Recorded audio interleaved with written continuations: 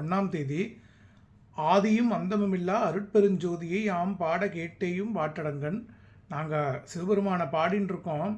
ஆனாலும் வால் போன்ற கண்களை உடைய தோழியே, உன்னோட செவியில் கேட்கலையா?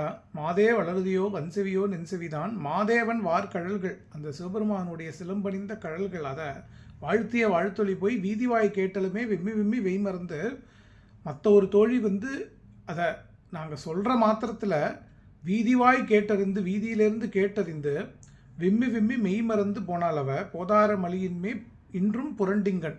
அப்போ புரண்டு புரண்டு விம்மி விம்மி மெய்மறந்து ஆனந்தத்தில் அவள் சிவபெருமானோட நாமத்தால் லயிச்சா.